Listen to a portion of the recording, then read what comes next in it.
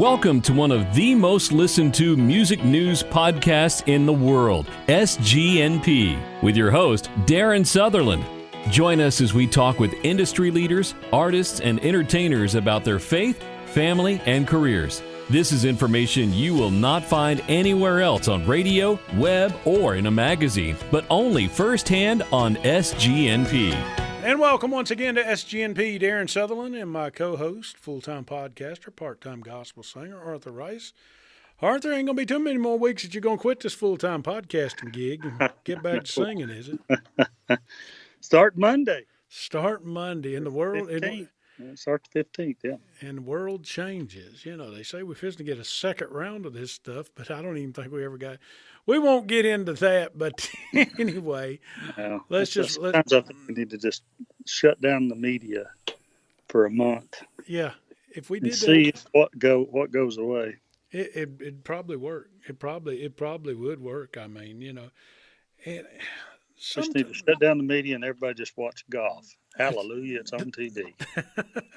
There you go. There you go, because ain't nobody going to want I don't even need to go there. I was going to say something about NASCAR, but ain't nobody watching it no more after this past week. So, heck, who knows? Who knows? We won't go down those roads. Man, we got a living legend, 89 years young, coming on with us in just a second. Yeah. Chief Melvin Klaudt, newest member of the 2020 Hall of Fame. And didn't you have the pleasure of calling him and telling him about that and all that kind of good stuff? You know what? I didn't. That's right. You told me Travis did. Yes, Travis Bridgman. Yeah, they're really close friends, and they're at each other's church all the time. And I knew it would mean a lot to Travis, and so I let him do that, make that call. You know what? Before we get him on, because we're supposed to get him on in just a second, tell me what you remember about the Klaudt Indian family when you were coming along and before you got to be the big-time lead singer of Kingdom Heirs and Kingsman and all that kind of good stuff. Yeah. You know, they didn't, when I was growing up, they didn't come to Asheville very often. Probably, I really, honestly, probably only remember them coming one or two times. They may have come more than that I just don't remember, but that was memorable. But I do remember them on the Gospel Singing Jubilee, and I'm telling you, man, they could sing. Yeah, it was it was a little different music. It was a little more edgy and a little, at the time seemed more inspirational at the time. But it fits right in right now. But nowadays, but it's just what everybody else is doing now. But at the time, it was a little bit, a little bit different. It was almost, probably considered Americana. Yeah. Nice. And but we liked it because it was different, Yeah. I mean, they full dress. Yeah. And it was just really cool to see that. Well, make sure you stick around, folks. We're fixing to get Chief Melvin Klaudt on with us. But first, check out our Facebook page at Southern Gospel News Podcast. Always our Twitter page at SGNP Podcast, our Instagram, and all that kind of good stuff. You can find out more about us. If you got any questions, comments, anything like that, we get them from time to time, and we would appreciate that. 17,000 members strong, Arthur. Would you ever dream when we started this little thing out the closet of my office building that we'd have 17,000 followers on Facebook that pay attention to you and I ever so often? I'd have thought if we had 1,700 people, we'd have been doing good. Yeah. So, you know what? We're quiet influencers, so to speak, social media influencers in the gospel music world. So, we can have some fun with it. We'll be right back in just a second after a message from My Pillow with Chief Melvin Klaudt on SGNP. I'm going to keep on singing. I'm going to keep on shouting. I'm going to keep on lifting my voice and let the world know that Jesus saves. So many lonely people all over the world. The blessed words of Jesus they have never heard. If I don't go, if I don't go, if you don't go, if you don't go, if we don't go, if we don't go, how will they know? I can't keep it to myself. I gotta tell somebody else. I'm gonna gonna keep on lifting my voice and let the world know that Jesus saves. I'm gonna keep on marching. I'm gonna keep on fighting. I'm gonna keep on lifting my voice and let the world know that Jesus saves. You trumpets keep on sounding. You bells keep on ringing.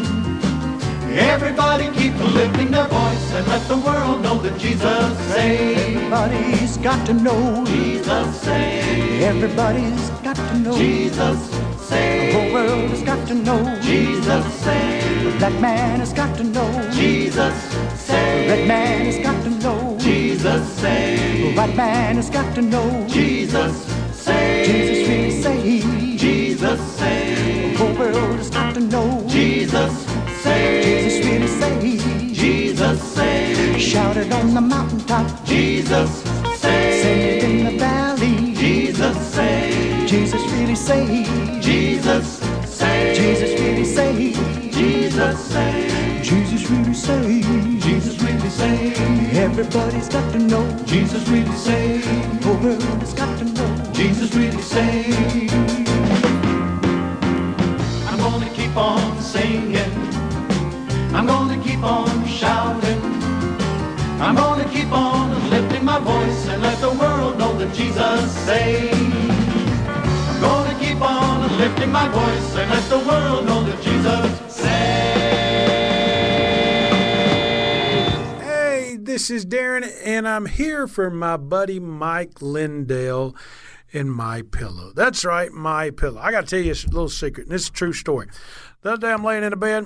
I looked at Mary and I said, I'm going to get me some new pillows today. She said, what do you need with new pillows? You got them. I said, I got one that's decent.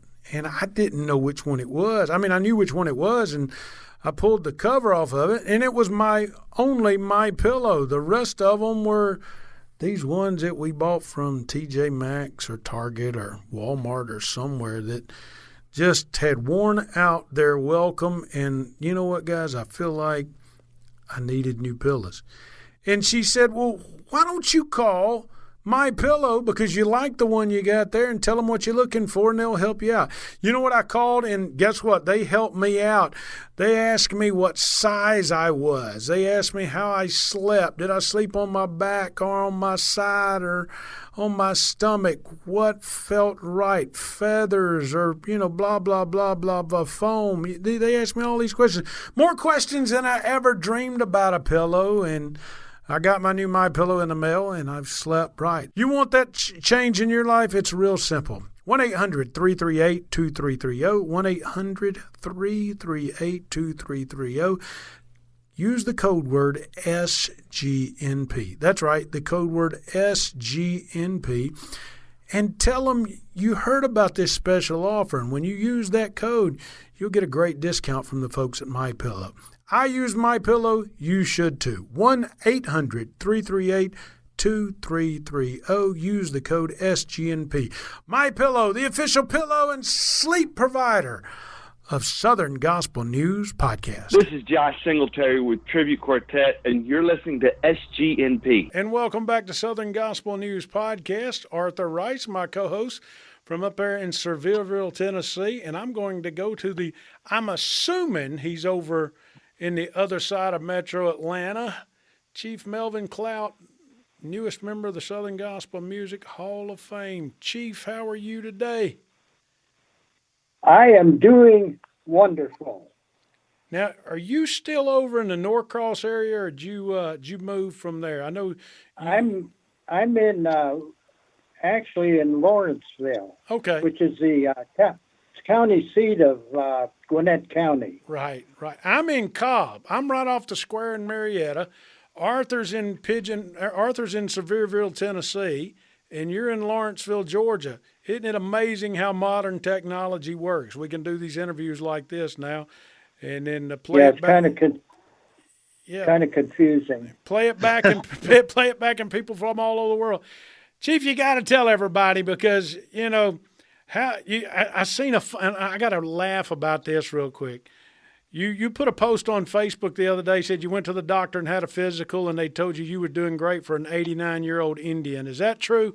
Did they tell you that? I had I had surgery on last Friday, Yes, sir. and so I'm about a week out from some surgery, but they said it was a success. So if I can just get back to a normal Indian, I'll be fine. There you go. There you go. What was your reaction, Chief, when Travis called you and told you you were the newest member of the Southern Gospel Music Well, Association Hall of Fame? as I remember, when Travis called me and told me, I said, "You've got to be kidding," because it's awards, and I appreciate how they react to what I do, and I would never look down on what the public thinks of me, but to be truthful with you, I hardly ever thought about even being inducted into the Southern Gospel Music Association Hall of Fame. It was something that I never strove for. I never envisioned it. I never asked people to vote for me. I've got many awards. I've got awards in insurance, real estate, construction, a lot of social stuff, and I've got a lot of stuff hanging on my walls. But if as long as people, when they look at me, I know I don't look that good, but as long as people look at me and say, I see the face of Jesus, that's all that makes me happy. But I just told Travis, I said, "You have got to be kidding." And after he mentioned it a couple of times, I said, "Well, unbelievable." But I do appreciate it, and all of my peers I've rubbed shoulders with countless old timers. I don't keep in touch with the new timers other than through my television program, but I really appreciate it. It's I'm not diminishing by any means what it means to me. Nice. Arthur, what you got? It's awesome. Well, we're just so proud for you, and just honored that you're in this year's class, and excited for you. And it's been an honor for me to get to know you over the past few years, and you've been a blessing to me already. And I wish I'd have known you when I was younger. Chief. Well, I was kind of the fifth wheel with the family. I have never been an out front guy where I pushed Melvin Klaudt. If someone gave me a task to do, I did the task. But I've always tried to be in the background, and if someone wanted me to assist them and help them in doing anything, I just grabbed the wheel and did the best job I could. But my mother always said, because I was kind of the wayward one in the family, I was always on the backside of the desert, it seemed like, and my mother would always say, if she always called me Chief, she said, if the Lord could save Chief, he can save anybody. So I just, more than anything, I just appreciate Mom being in there in the Hall of Fame, and it's an honor for me to be in there with her, really. Well, I'm sure there was a smile that went over her face in heaven as she looked down upon it and seen Chief made it in there. TV was a huge portion of you guys' growth coming along with the Klaudt Indian family.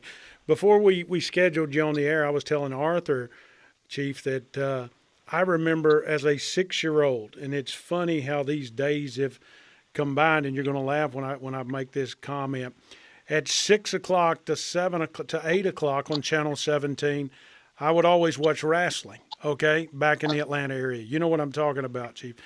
After wrestling went off, then music came on, and hopefully the Klaudt Indian family would be on TV that night because I would get to see the Indians in their headdresses, in their full costumes. Who came up with the idea to sing in your origin? I mean, your I don't want to say costumes because they're not costumes, but who came up with the idea of singing in your cultural outfit, so to speak? Well, that's kind of a crazy story.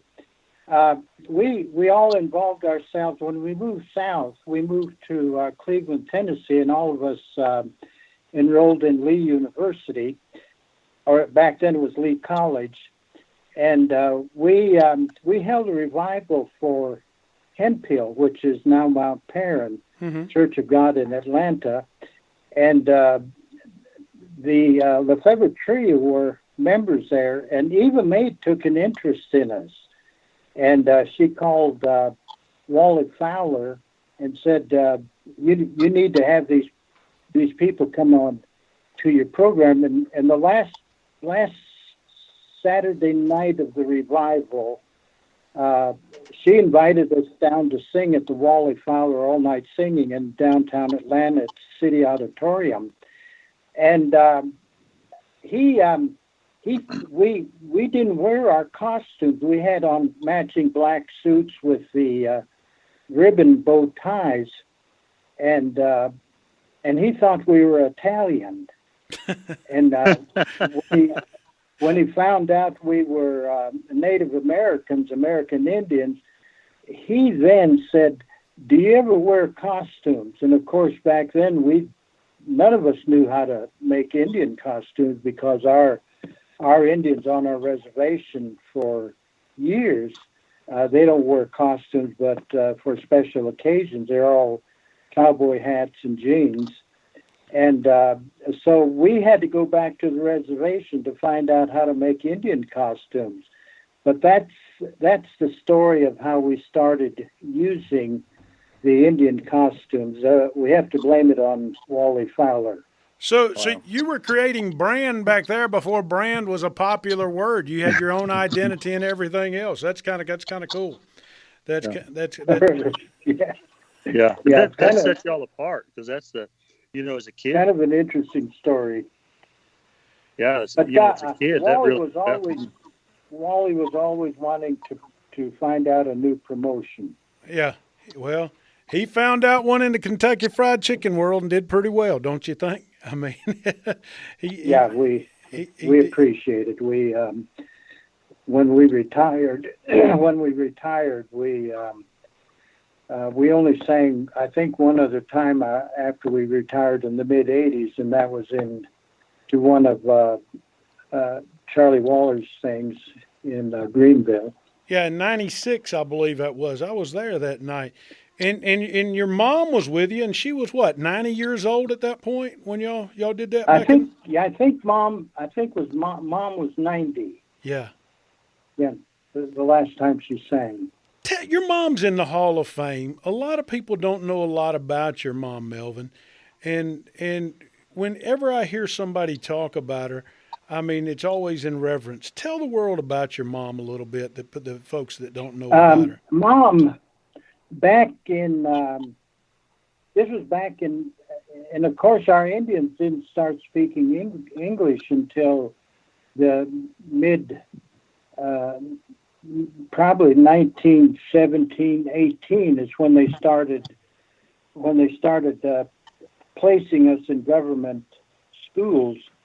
And back at about 1914 or 15, two missionaries came from Azusa Street in California, and they ministered on our reservation. Of course, the Indians couldn't speak Indian or English, and the two Azusa ministers couldn't speak Indian, but they said that one of the Azusa ministers for about 15, 20 minutes spoke fluent a Rickraw Indian. And my grandmother, Willina Little Soldier, her name was Willina Perkins back then. That was before she married, and she accepted the Lord, Mm-hmm. and she was called into the ministry. And when she was called into the ministry, she started ministering among the Indians. But her father, who was a Custer Scout Little Soldier, her father told her that she had to get married. So he gave her in marriage for a horse and a blanket.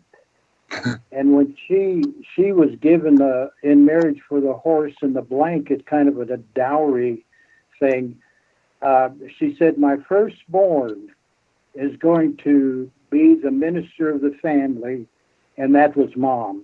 And so then Mom then became the minister among her Indians back. This was probably in 1914, 15.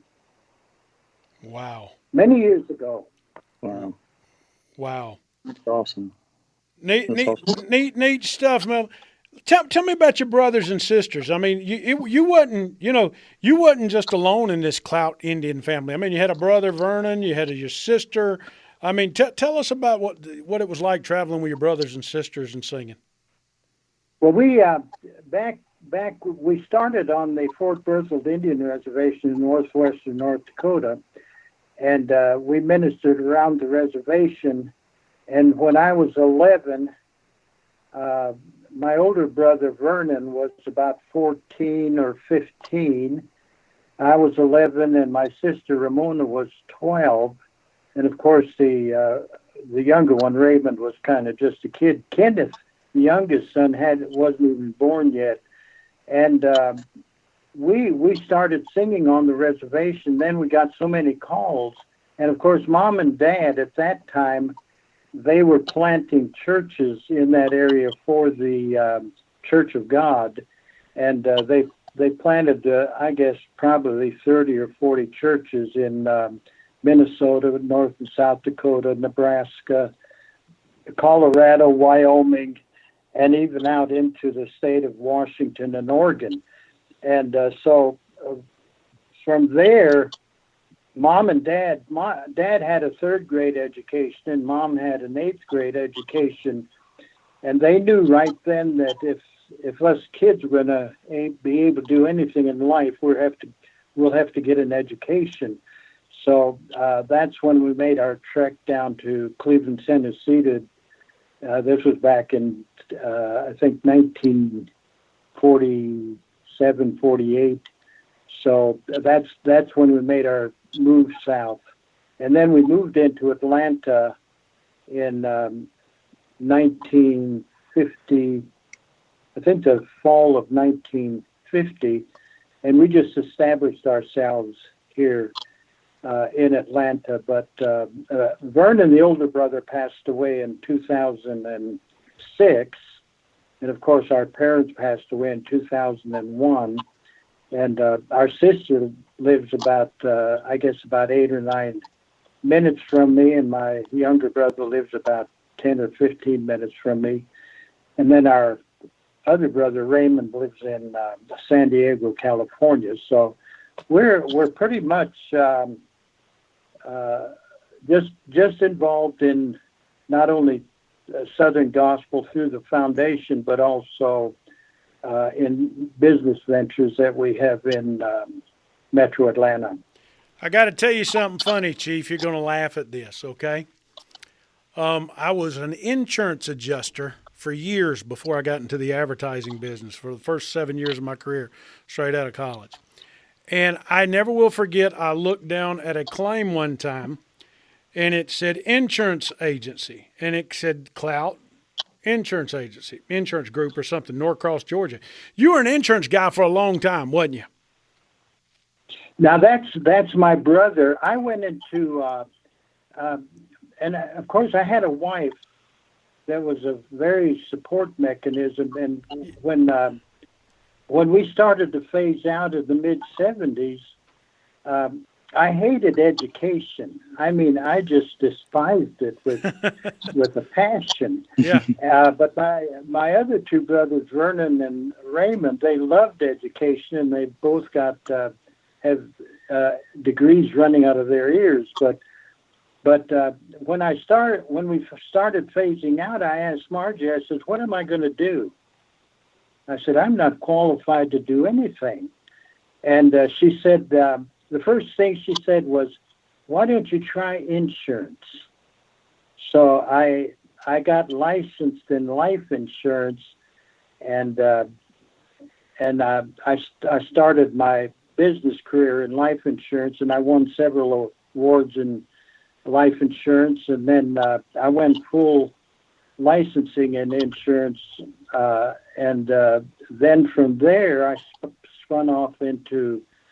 She said, "Why don't you go into real estate?" Of course, back then she was already a licensed agent in real estate, so it was kind of natural. So I got my brokerage, and then from there we spun off into construction, and our last project we did, we built motels and churches, and developed subdivisions through our construction company. And our last project we did was a 21,000 square foot house.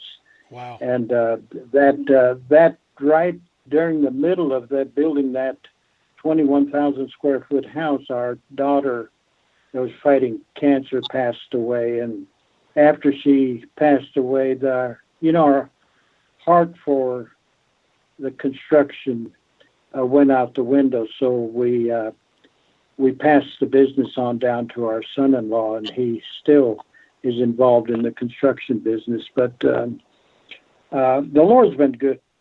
The Lord's been good to me. At age 87, I'm just happy that I'm still able to go and do things for people. I have 3 funerals that I've got scheduled in the next few weeks. It's a crazy era we're living in. Yeah. In that, we're starting to schedule funerals. Yeah. Who would have thought? It's crazy what's out there. People pass away, and I don't know what they do with the body, but about 2 or 3 weeks later, they have a service for it. It's crazy, but I've got 3 funerals that I've got to do in the next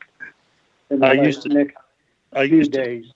I used to joke when people would come up and they'd say, I want you to sing at my funeral. And I would always say, as long as you give me a 2 weeks notice, I'll be happy to. And it's now you can. You're exactly right. They can call you and say, "Hey, in 2 weeks, I want you to be at my service." But you're exactly right. It's a different world, different age. Chief, go ahead, Arthur. I'm sorry. What kind of formed y'all's musical style? Because we talked a little bit about that before we had you on the air. But your style was different, and that was what was appealing to me. You guys were different. You had different instruments and with the horns and that sort of thing. What kind of inspired or led you guys' direction in the music that back when we were back in the late 20s and 1930s, part of the civilization of the Native Americans in the government school was to give every student an instrument. And we'd pass by the truck, and the guy would look out and said, "Oh, you look like a trumpet player." So they got a trumpet. And when I passed by, they said, "Yo, you look like you could play the trombone." So I got the trombone. So from there we learned our instruments in the government school, and we know back then we just carried them into our family ministry, and it just became a part of us. When we moved south, many of the groups called us, "Well, we'll be singing with the Klaudt Indian Salvation Army Band tonight." so it was a little different back in those days because everything back then was just piano. Yeah. Yeah, it was 4 guys and a pianist. Yeah. And it was kind of an unusual thing for us to come on stage with trumpets and saxophones and trombones and so it was a little different. It was exciting. Yeah, you really only had one other artist that played horn. That was Jerry Goff. That really played a horn in the program. It was very different and very interesting. In fact, I remember the first time I seen y'all. I was in grade school, and after I heard y'all play, that encouraged me to look into playing a horned instrument. It didn't take me long to figure out that I really wasn't cut out to do that. And my mom and dad reminded me of that every day. So that didn't last very long, but it did encourage me to look into it. Yeah, things change. Some of these, and I'm not looking at it from a disparaging standpoint, but it's hard for us old timers to identify with the Southern gospel sound right now. But I guess Arthur Rice and his group are one of the few that really have keeping a traditional 4-part harmony going. And I go into YouTube a lot and listen to Arthur and his group. It's still an exciting time to listen to 4-part harmony and a pianist. Chief, how were you? I mean, let's go back in time. Okay. You guys showing up in Atlanta in the mid 50s, different from everybody else. How were you accepted by the fans and by the other groups? I know you said Eva Mae introduced you to Wally. Wally brought you up on stage. But, how were you guys accepted amongst the other groups and the fans in that time period? There was 2 or 3 groups that would not appear with us on stage. And then there was a promoter in the Southeast that never booked us, and one in California that never booked us. And we didn't think about it. I don't think we ever thought about it as being a racial thing. I think we more or less thought about it from the standpoint that it was just a different sound that they wanted to keep on stage. Just stylistic. Yeah. We were canceled off of several concerts back in the 50s, 60s, and early 70s because the promoter called us and said, this group doesn't want to appear on stage with you. And, we didn't even second guess it. We just booked it somewhere else.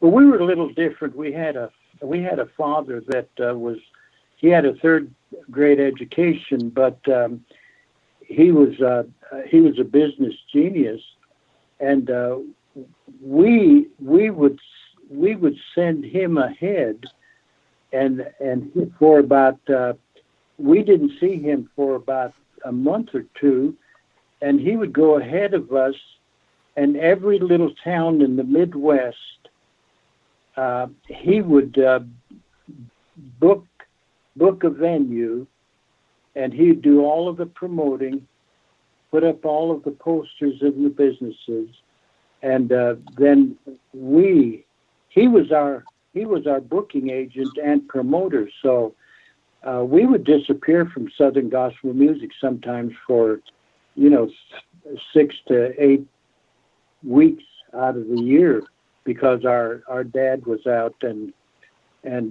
of course those were really the times where we made our finances because back then if you got $150 or $200 or $300 flat, you thought you were in high cotton. So we were really blessed. We always paid cash for everything. Dad he refused to finance anything. So, our overhead was very minimal. Chief, one last thing. Hard work. Go ahead, Arthur. What you got? It's hard work. Yes, sir. Yeah, absolutely, hard work. Yeah, for sure. I just have just got love getting to know you and the history of your family, knowing a little bit more about it, and you're right, because you guys were.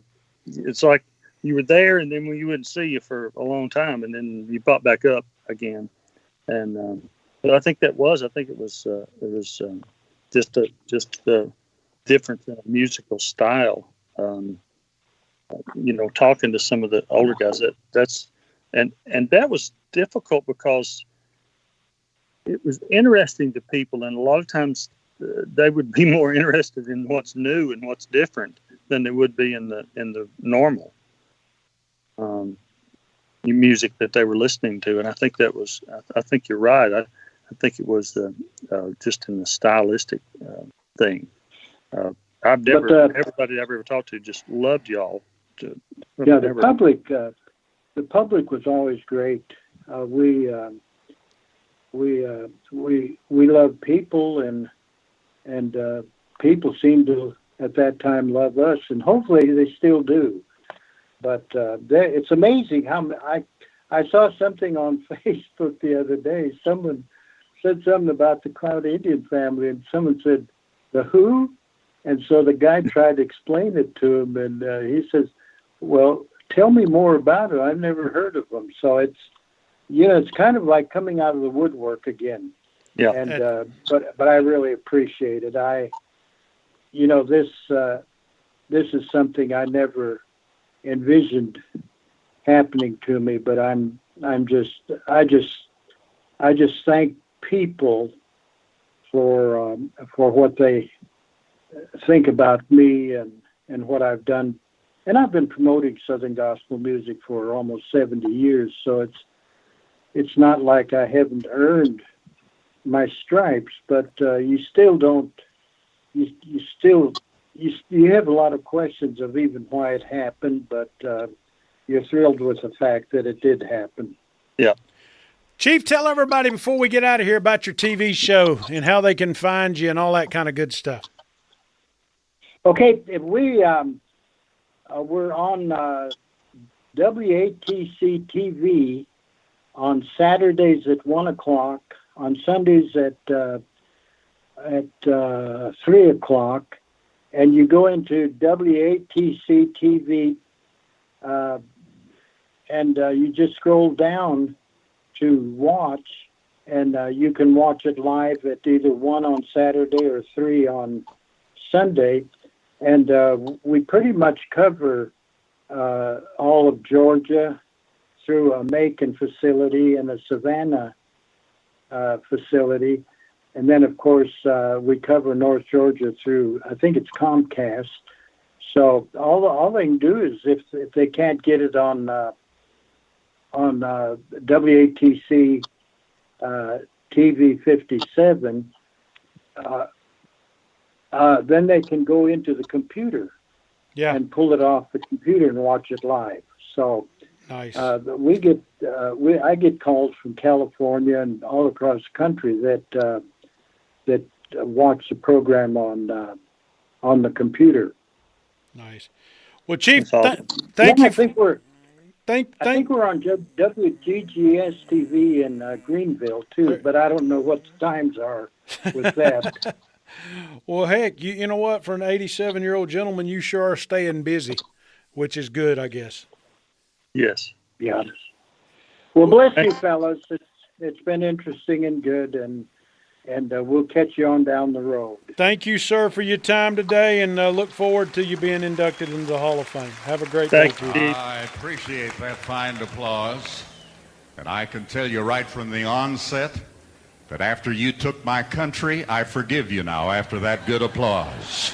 You are forgiven. And tonight it's a real treat to have Mama out here. Of all of the gospel groups that you see on television known as the Old Timers, this is the only group that has been singing in the gospel singing circuit where all of the original members, God has given us the privilege, this is Thanksgiving, that every one of us still is alive. Is not the Lord good?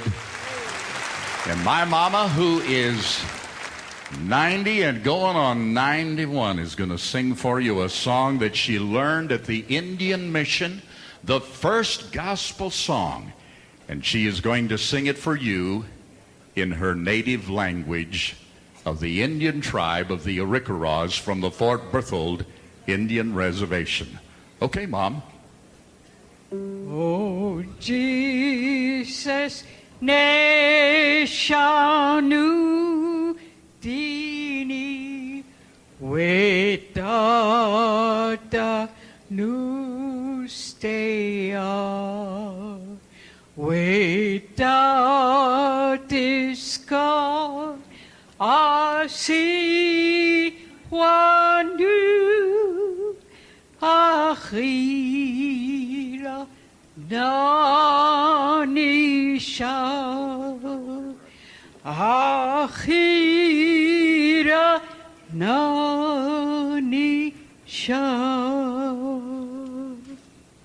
How about it, Mama Indian, 90 and going on 91. God love you, Mama, and here's just part of Mama's 10 little Indians.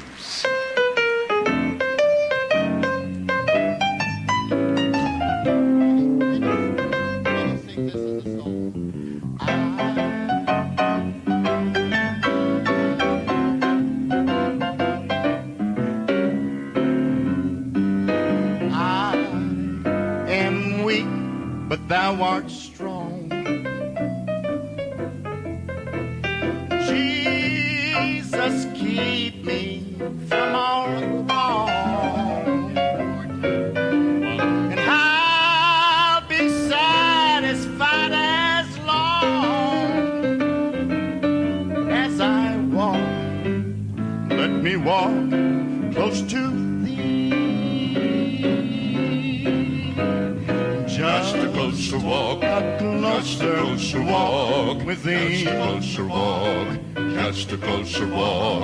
Granted, Jesus is my plea, just a closer walk, just a closer walk with thee, daily walking close to thee, daily walking close to thee, daily walking close to thee, daily walking. Let it be, just a walk, dear Lord, just a closer walk, let it be, just a closer walk with thee, just a closer walk, just a closer walk, just a closer walk, just a closer walk. Granted, Jesus is my plea, daily walking walk with thee, daily closer walk with thee, daily walking close to thee, daily walking close to thee, daily walking close to thee, daily walking. Let it be just a closer walk, just a closer walk, just a closer walk with thee. Well, I'm tired and so weary, but I must go along till the Lord comes and calls me away.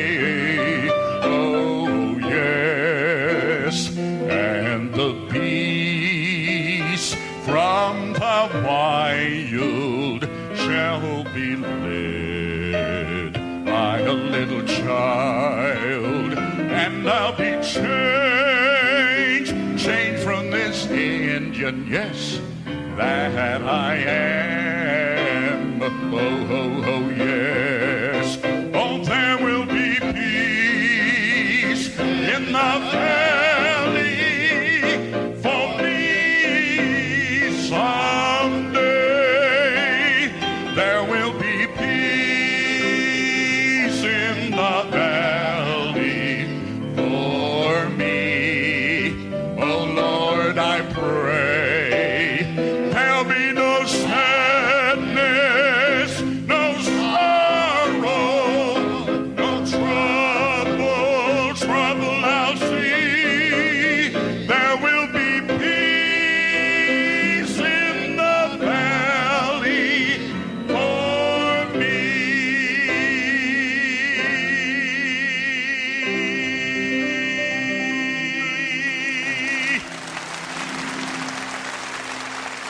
How about it for Mama's Little Indians? And now a song written by our youngest brother.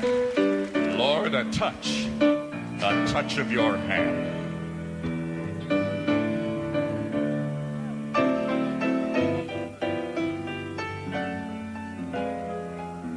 Lord, here I am, need of thee, lost and helpless. Hear my plea, I need a touch, of your hand, a touch of his mighty hand. My tears may fall, and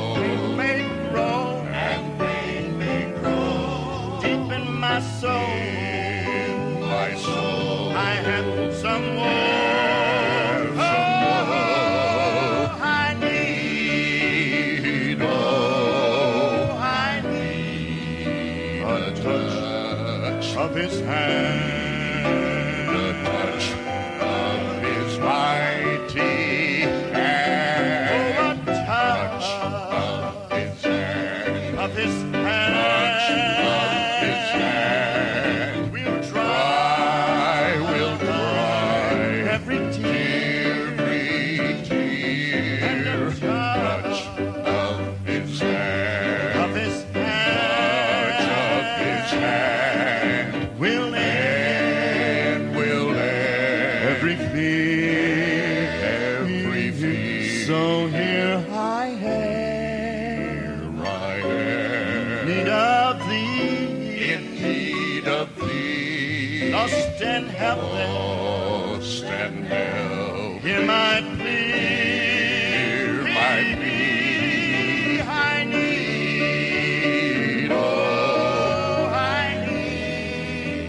touch of his hand, a touch of his mighty hand. How about it for the tribe? Arthur, Chief Melvin Klaudt, Klaudt Indian family, 87 years young. I said 89. I love hearing the history of that. What's interesting is how God uses all of us individually in different areas to minister to different people. Yeah. And that's what I love. I love hearing that stuff. It's a great, it's encouraging, really. It really does. Because so many times, we're so caught up in our little world, and we forget, that there's a big old world out there that God uses people. I'm going to say something, Arthur, that I want to make sure other gospel music groups hear. Okay, Mm-hmm. and you can understand this. He talked about building his business outside of gospel music and how they were able to do that, and yet they kept singing. Mm-hmm. You know what? It's with the way the world's changing, you're going to have to do stuff like that. You really, truly are. And guess what? I know you guys put 80 hours a week in. You're a little different. You're at a business. You're performing at a business week after week after week. But some of these guys in the Southern gospel world, they need to have some forethought and think. The Chief done it. Collinsworth family, Phil Collinsworth talks about it. Other folks have other enterprises outside of their singing. Just think about it a little bit. I mean, it don't hurt. Am I correct? Yeah. Oh, absolutely. Yeah. Absolutely. It and this year has really shown all of us how important that is and can be. And yes, you're exactly right. Yep. Well, man, I appreciate your time again today, Arthur, and it's been fun. Buddy, enjoyed it. Great program. Great program. Where are they now? Well, you just heard from one of the Where Are They Nows. Chief Melvin Klaudt, newest member of the Hall of Fame. We'll be right back here next Friday with another edition of Southern Gospel News Podcast. Until then, Arthur, what's wrong with living right anyway? Hey, not a thing. Not a thing. We'll talk to you next week on SGNP. SGNP is excited you chose to listen today. If you'd kindly leave a remark and rating in the podcast remarks section, we surely would appreciate it. Please share with a friend or family member. Look for us on Facebook, Twitter, and our new website, southerngospelnewspodcast.com.